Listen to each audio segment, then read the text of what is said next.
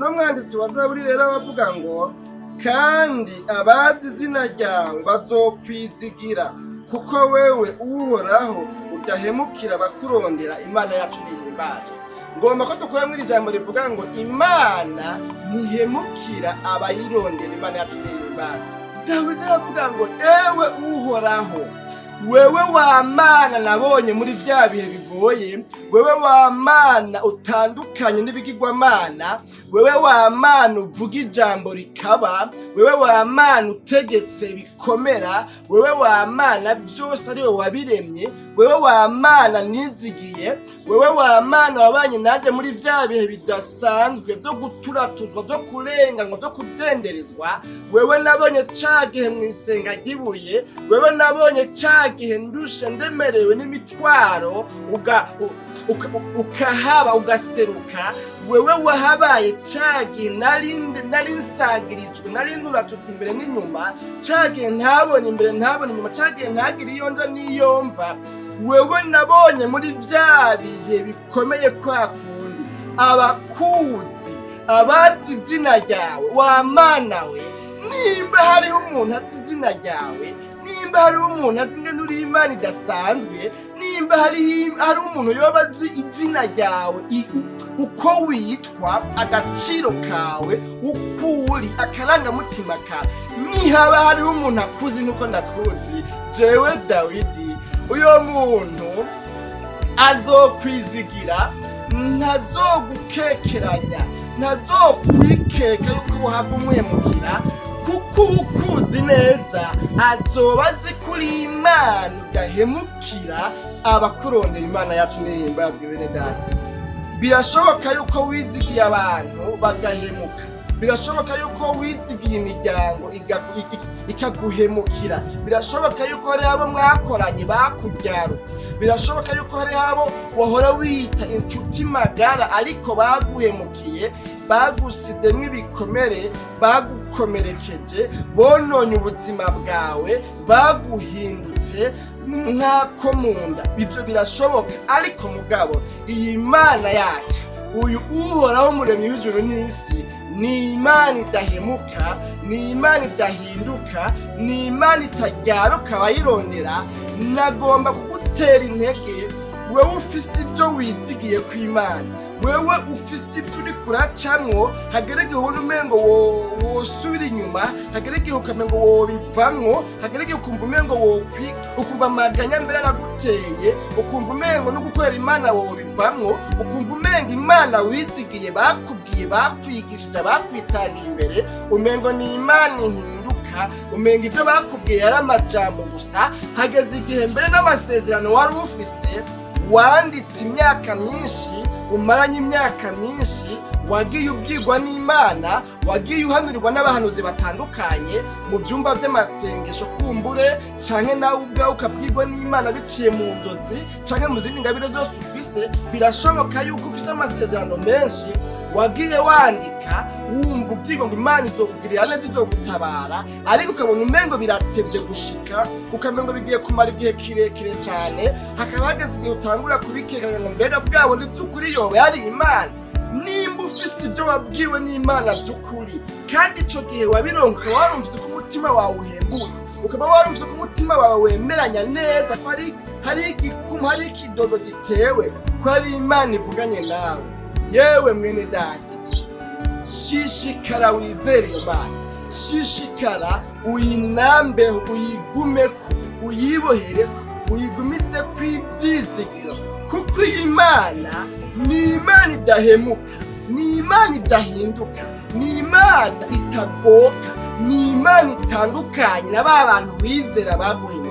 Iyi Mana yaremye ijuru n'isi, ni Imana idahemukira abayirondera. Imana yacu nihimbazwe. Imbere turabaramukije cyane bakunze b'ikiganiro umutsima w'ubugingo, amahoro y'Imana nashishikare kubana namwe mwese. Nuko mubibona kandi nuko mubimenyereye, muteramenye nka John Instagram Imana irambo nasanzwe ndabategura bino biganiro umutsima w'ubugingo bisanzwe bitambuka kuri nombonesha ko nambuye Ndahita TV. Kambonereho akajya ko kubaha ikaze muri kino kiganiro umutsima w'ubugingo cy'uno munsi, aho tugiye gusangira ijambo ry'Imana tubona mu gitabo cy'Amazaburi igice c'9, tukagusoma ku murongo w'10 hanyuma tukwemera ko amajambo dusanga mu ndirimbo yo guhimbaza Imana mu gitabo cy'Ikirundi ijana na mirongo umunani n'icyenda tugusoma igice cya mbere n'icitabizo n'igice cya nyuma, hanyuma mu rwango tuce dusenga Imana twumvise iki jambo ry'Imana ritubwira umwana amajambo tugiye gusangira. Tutarasanga ano majambo rero, reka dusenge mu nkunde dusenga Imana, twiragize Imana, hanyuma nibane natwe mu kiganiro cyo tubona gusangira ano majambo bamaze kuvuga tugiye gusoma. Mwami n'amahoro, turagushimiye cyane, turagukengurukiye, utugiriye neza, wongeye kutunezeza, wongeye kunezereza imitima yacu, wongeye kuduha umwanya mwiza kugira ngo dusangire iri jambo tugiye gutambutsa muri kino kiganiro, aho umukunzi wa kino kiganiro ariko arakurikirana ino video yabona ubutumwa bwiza. Tumwipfurije ngo agire ikintu akuyeyo, agire ikintu gihindura umutima wiwe akura muri ino video. Ndakwinginze ngo ibyo ugomba bishishikare kugaragara, kugira ngo Mwami Imana umuntu wese agiye gufata umwanya wiwe akurikirana ino jambo ntumere nk'umwanya atakaje, ariko iri jambo rigira ico rihinduye muri we. Urakoze kuri Imana, ibyo ugomba byose turabihaye ikaze, kuganiriza imitima yacu zo gukoze mu izina rya Kristo Yesu tubisabye, amen. Nuko rero twamaze kubaha ikaze kandi twamaze kubabwira amajambo tugiye gusangira muri uno mwanya mutoya, nta mwanya munini tugiye gufata. Tuzofata umwanya munini wirambira ibiganiro biri imbere, twafite ibiganiro tuzobashikiriza mu mwanya ko muri wiyaguye, ariko mugabe bivanye nuko amasaha ariko aragenda kandi ushobora guhabwa ko umuntu amubwira. Tugomba gusangira ijambo ry'Imana mu mwanya mutoya. Igitabo c'Amazaburi dusoma ku gice c'icenda umurongo w'icumi, dusome havuga ngo reka mbere tugomba duhere ku murongo w'icenda, ariko mugabe ijambo ngomba hari ngomba yuko turikura ku murongo w'icumi. Kandi Uhoraho azoba ubuhungiro bw'abadenderezwa, azoba ubuhungiro mu bihe by'amagorwa, kandi abazi izina ryawe bazokwizigira, kuko wewe Uhoraho udahemukira abakurondera. Imana yacu ndihimbazwe bene data. None umurongo w'icumi ndiko ndaronderamo muri uno mwanya muto, ngomba ko duca dusenga Imana mu kanya. N'uyu mwanditsi w'Amazaburi ngaha ku mutwe w'amajambo mbere avuga ngo iyi zaburi yahawe umukuru w'abaririmbyi bavugira inanga mu ijwi ryitwa muti labeni. Ni zaburi ya Dawidi, ni zaburi rero bitiriye Dawidi.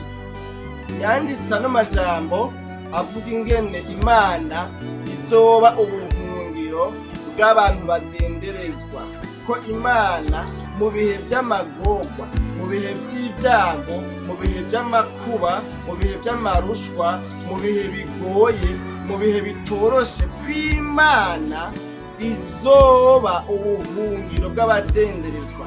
Birashoboka yuko abantu badenderezwa, birashoboka yuko abantu bahahazwa, birashoboka yuko abantu bahorwa ubusa nako, birashoboka yuko abantu baba mu byago, baba mu masituwasiyo, mu masirkonstanse agoye. Ibyo birabaho mu buzima bwacu bwa misi yose, twama twabibonye, twama twabyibonye ko, cyangwa twama twabibonye no ku bandi mu kibano cyaho dusanzwe tuba. Imana yacu nihimbazwe. Uno mwanditsi wa Zaburi rero abavuga ngo kandi abazi izina ryawe bazokwizigira, kuko wewe Uhoraho udahemukira abakurondera. Imana yacu nihimbazwe. Ngomba ko dukora muri ijambo rivuga ngo Imana ntihemukira abayirondera. Imana yacu nihimbazwe. Bene data, iri jambo numvise mu mutima cyane, ubumengo norirenganya, noritambutsa, noribasangiza namwe. Uyu mwanditsi wa Zaburi birashoboka yuko nawe yabayeho mu bihe byo kurenganya, yabayeho mu bihe by'agahahazo, yabayeho mu bihe by'umubabaro, kandi noneho twamaze kubona yuko ari Dawidi, kandi Dawidi nawe usomye neza iki gitabo c'abami ba mbere n'abami ba kabiri, urabona ubuzima Dawidi yabayemo. Cyangwa usomye mu bitabo bya Samweli ca mbere n'ca kabiri, urabona ubuzima Dawidi yagiye abamwo. Rero uyu Dawidi dukurikiranye kahise kiwe, turabona yuko nawe yabayeho ahamwa, arenganywa n'umwami Sawuli, biturutse muri rwanko Sawuli yanka Dawidi, amuhoye yuko abisirayelikazi ngo baririmbye bavuga ngo Sawuli yishigiye muri cagese Dawidi yica Goliyati. Kijyage n'urwanko Sawuli yanka Dawidi rwatanguye Sawuli umwami yanse urwango runuka agwanga Dawidi kuko ngo avuye kwica Goliyati. Dawidi avuye kwica Goliyati, Abisirayeli kazi ngo baca basohoka n'udushako tw'ingoma, utugoma duto twovuga ngo n'amapendo muri kino gihe, ngo baca bararirimba bavuga ngo Sawuli nivyo yarishe mugabo yishe igihumbi mu ntambara zose yagiye agwanya. Mandi majambo niko byagomba kuvuga, yarishe abo yishe bose mu ntambara Sawuli umwami wacu yagiye agwanya, tubagereranya nuko yoba yishe igihumbi gusa. Ariko Dawidi wewe muri iyi ntambara imwe agwanye yishe ibihumbi ndiri n'indiri. Kubera iki? Kubera ko yishe Goliyati, kandi uwo Goliyati nawe hari yahetse imyaka itari miki. Mu Bisirayeli harabuze umuntu n'umwe ashobora kurwanya Goliyati ngo amuneshe. Kubw'iyo mpamvu rero, kuko hari habonetse umuntu yica Goliyati, ikigatanya Goliyati, umufilisitiya Goliyati, hari harabuze umuntu yomwica. Kandi mu ntambara zose yagiye agwana Goliyati, Abisirayeli baguma batsindwa, babayeho mu bihe byo kuneshwa, byo gutsindwa, byo kuneshwa na Goliyati umufilisitiya.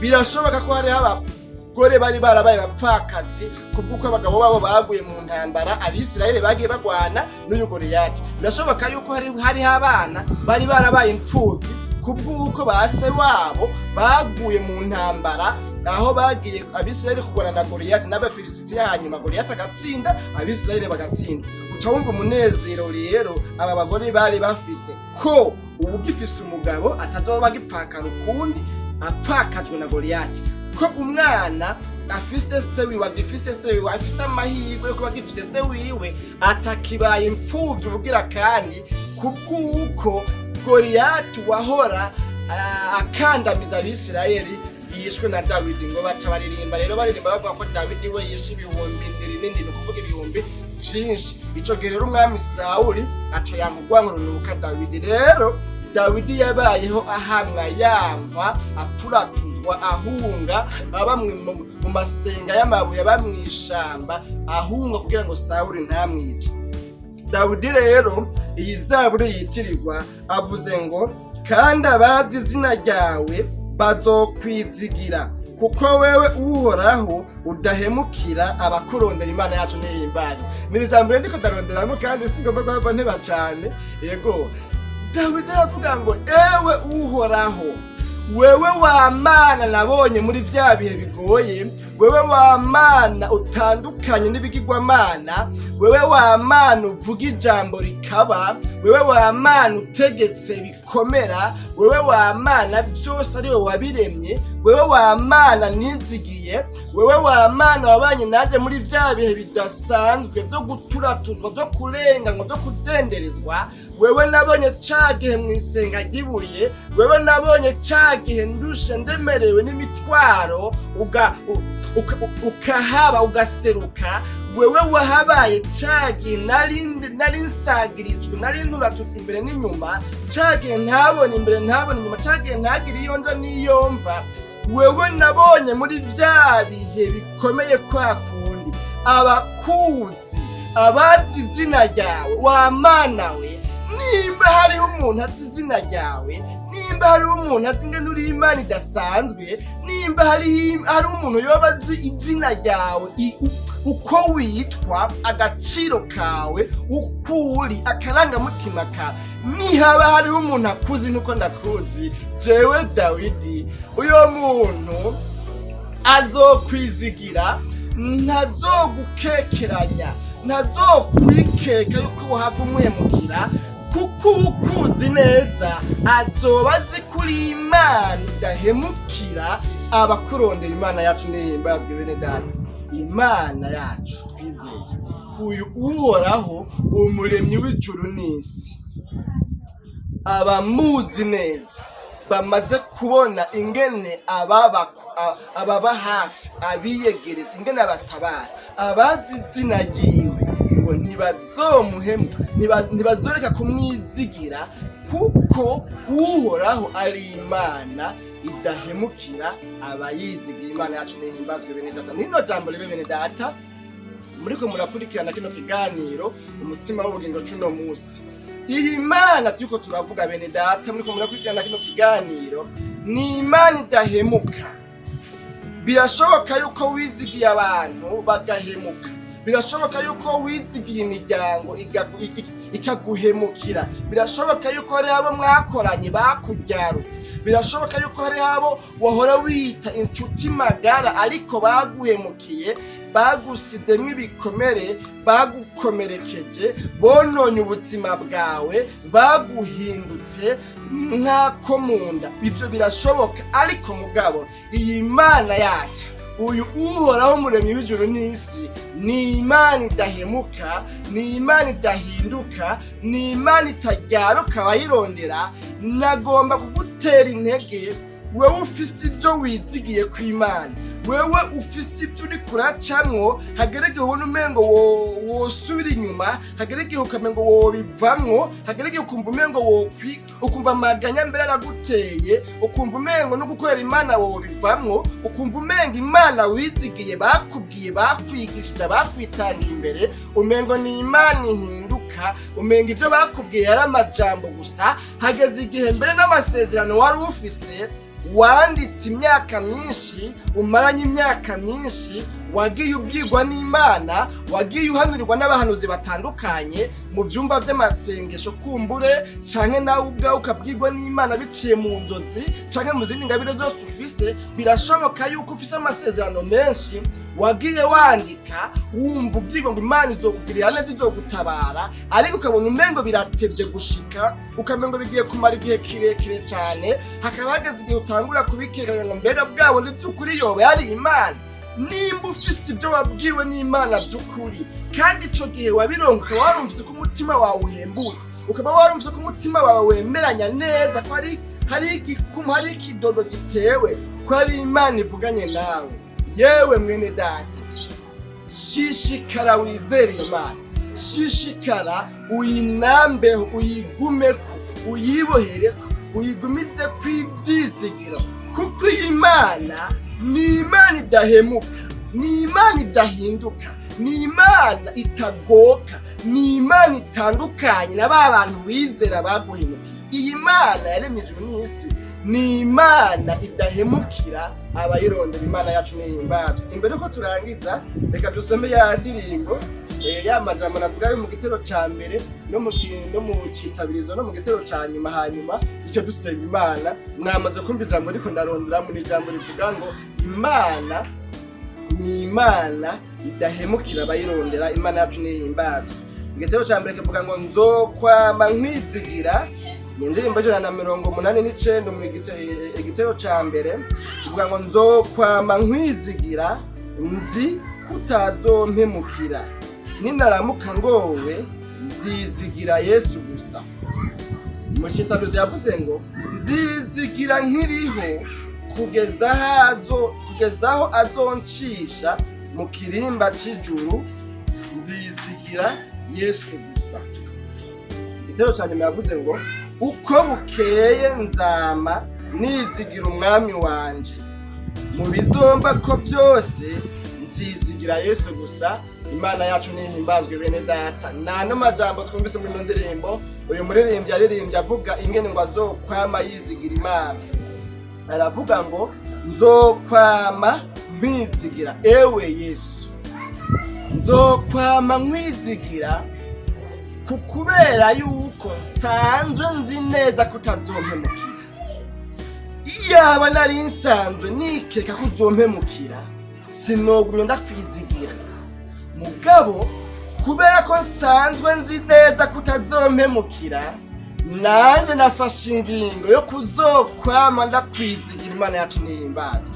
Nano majambo twavuze mu ijambo turiko turavugana ko n'ijambo rivuga ngo Imana yacu ni Imana idahemukira abayirondera. Imana yacu nihimbazwe. Mwene data, niri jambo narinzanye ryo kukubwira. Birashoboka yuko uri kuracika intege, birashoboka yuko amasezerano ufise yamaranye igihe kirekire, hakaba hageze igihe umengo wosubira inyuma, hageze igihe imbere umengo wobivamwo, hageze igihe uko wahora usenga atari kugisenga, hageze igihe imyanya wahora ufata yo gusenga Imana uyibwira amarushwa n'amakuba uri kuracamwo iyo myanya wayigabanije hageze igihe umengo wo kwiberaho nyine nk'uko abandi bose babayeho.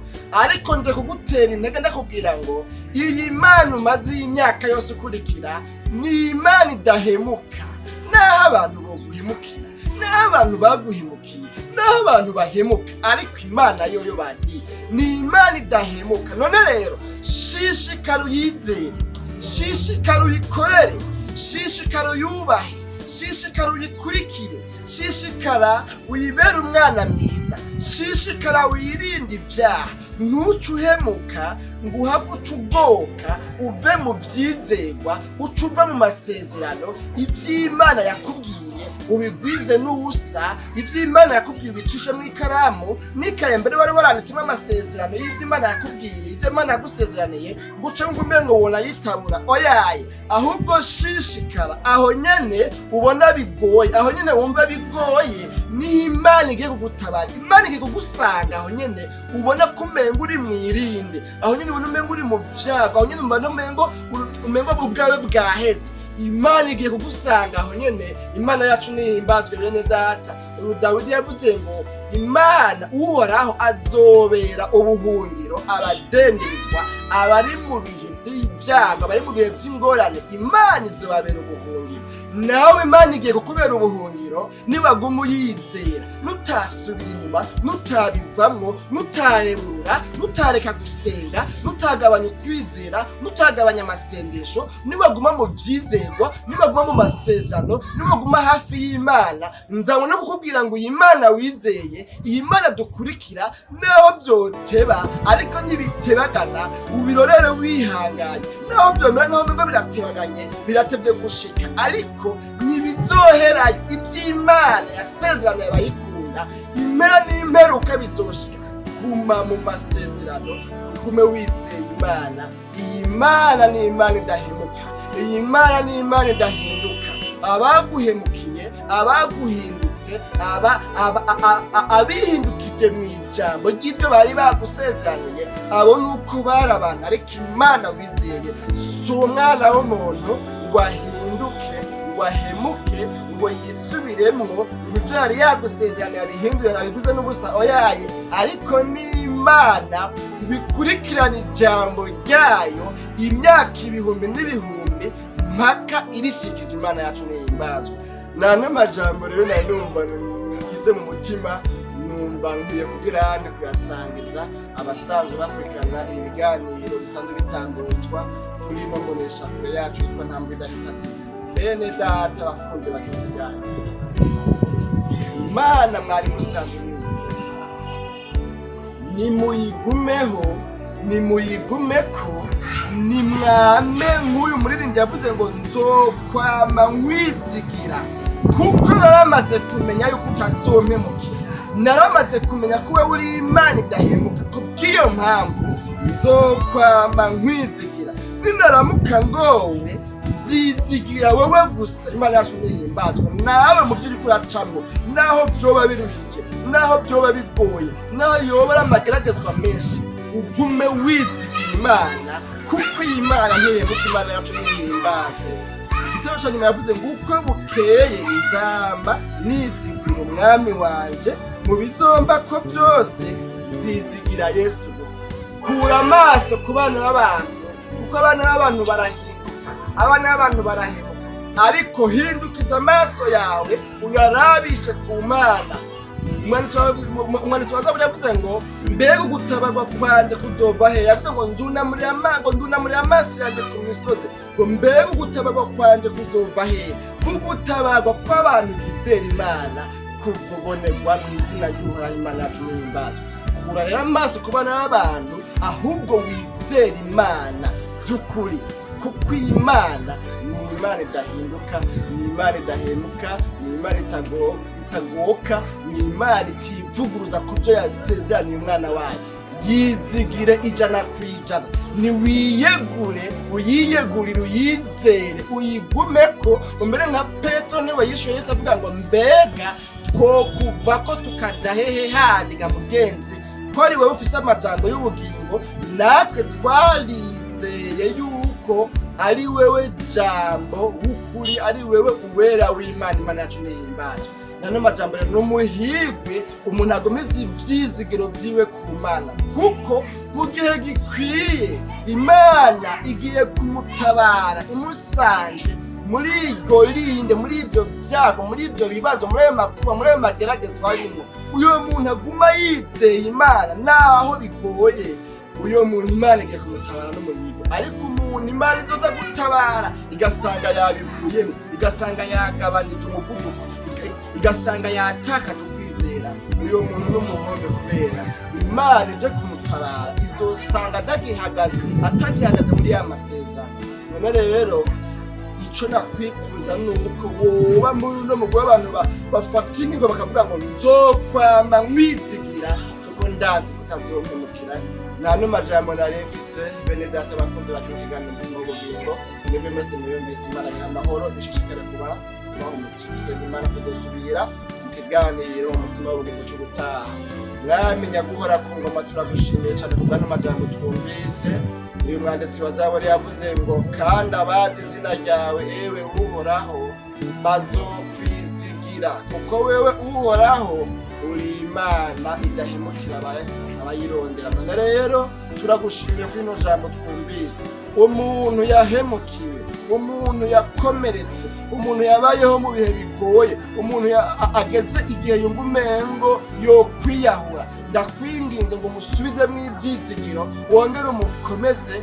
Hanyuma Mwami Imana, nk'uko yiyatuye ko imbabazi akavuga ngo Mana mbabarira, hari hageze igihe nihebura, hari hageze igihe niganyira, hari hageze igihe mbona ko umenya ivy'Imana yambwiye byose ni ubusa gusa kubw'imyaka ndabimaranye. Umuntu wese yiyatuye ko imbabazi n'umuguze ko imbabazi, umusubizemo imbaraga, umusubizemo inkomezi, umuhe kumesha, umuhe guhagarara, umuhe ibyizigiro bishasha, kugira ngo ashishikare kuguma arindira igihe cawe, kuko wewe uri Imana. Imana n'imperuka utabara abakwambaza. Urakoze kuri Imana, ibyo ugomba bishishikare kuba kuri twese.